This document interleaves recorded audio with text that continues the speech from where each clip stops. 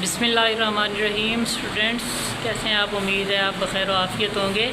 हम चैप्टर 5 की review exercise करने जा रहे हैं और रिव्यू एक्सरसाइज में क्वेश्चन नंबर 3 है। क्वेश्चन नंबर 3 में हमें दिया हुआ है एक्स का square plus 8x plus 16 minus 4y।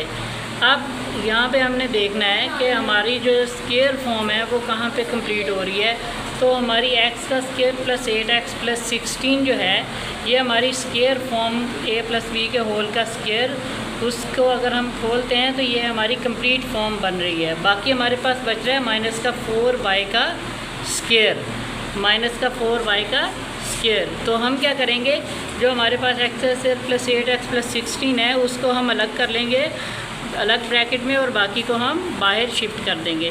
इसी तरीके से हम इस फार्मूले को ओपन करेंगे एक्स ए प्लस बी के होल का स्क्वायर इज इक्वल टू ए का स्क्वायर प्लस बी का स्क्वायर प्लस 2ab।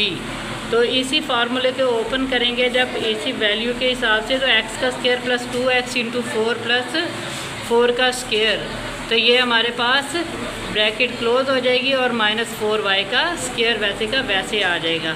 तो ये फार्मूला जो है ये हमारे पास इसकी क्लोज फॉर्म है x प्लस 4 के होल का स्क्वायर, ठीक है। ये हमारे पास क्लोज फॉर्म है इसकी, और माइनस 2y, ये जो 4 था इसका स्क्वायर हमारे पास 2 होता है और y इसका भी स्क्वायर था हमारे पास, तो हमने इसको होल का स्क्वायर कर दिया।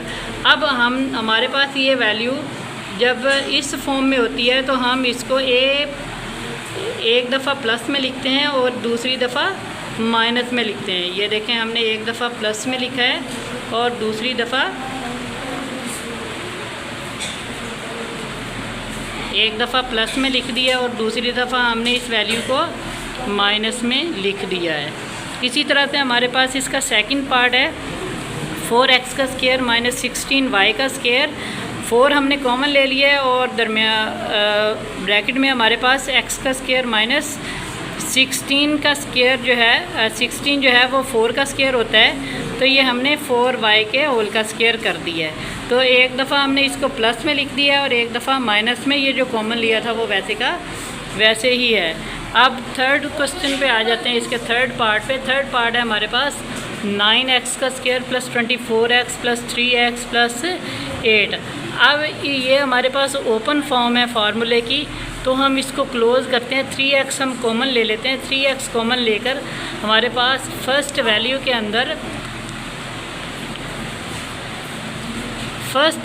अंदर हमारे पास 3x कॉमन आ जाता है, बाकी बच जाता है हमारे पास 3x प्लस 8।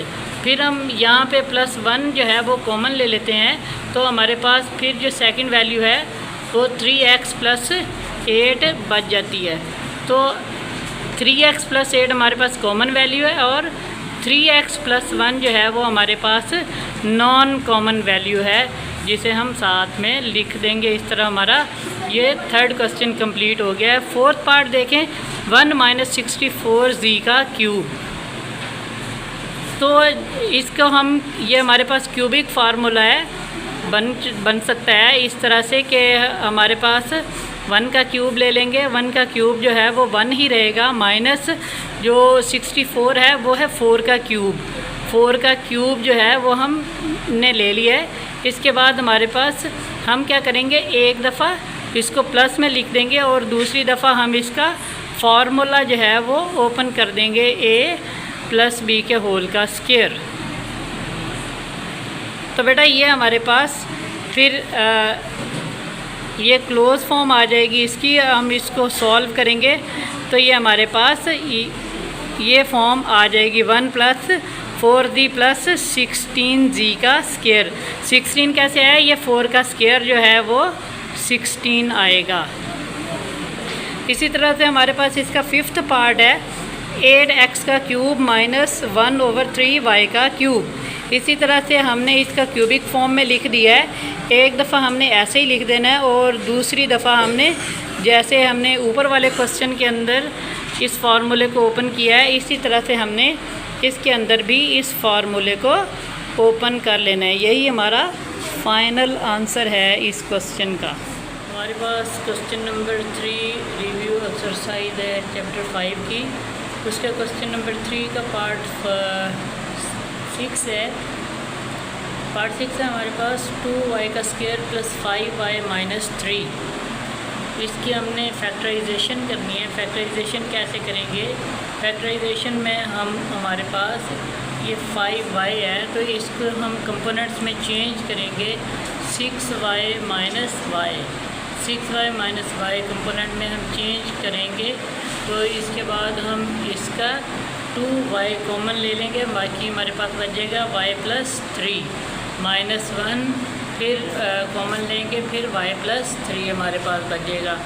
y + 3 और 2y - 1, y + 3 कॉमन और 2y - 1 ये वाला, ठीक है। इसके बाद क्वेश्चन नंबर 7 है x³ + x² - 4x - 4।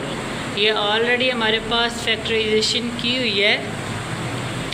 इसमें हम x² जो है वो क्या ले लेंगे, कॉमन ले लेंगे, बाकी हमारे पास बचेगा x + 1। यहाँ पे -4 कॉमन ले लेंगे, क्योंकि दोनों तरफ -4 है, तो ये हम -4 कॉमन ले लेंगे, ये हमारे पास बन जाएगा x + 1। इसी तरह से कॉमन एक तरफ और दूसरी तरफ x² - 4। ये जो x² - 4 है, इसको हम x + 2 और x - 2 लिख सकते हैं। x + 1 वैसे का वैसे, x + 2 और x - 2 हम इसे लिख सकते हैं। इसी तरह से हमारे पास ये नीचे एक 8th पार्ट है 25m² n² + 10mn + 1। यहाँ पे हमारे पास 25 जो है ये 5 का स्क्वायर है और mn² था, तो हमने क्या किया, इसको क्लोज़ करवा लिया, होल का स्क्वायर ले लिया +2 फार्मूले वाला, यानी कि हमने यहाँ पे एक फार्मूला ओपन किया हुआ है a + b के होल का स्क्वायर 2 × 5mn × 1 + 1 के होल का स्क्वायर।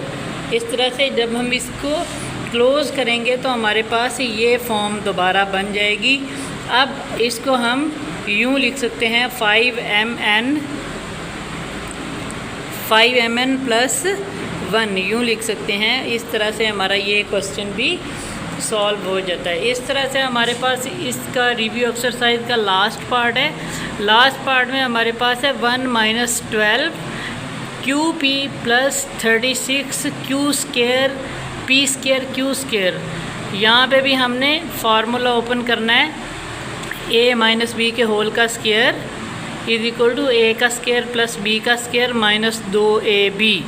यहाँ पे हमारे पास a² 1 है और b² हमारे पास क्या है 6qp²।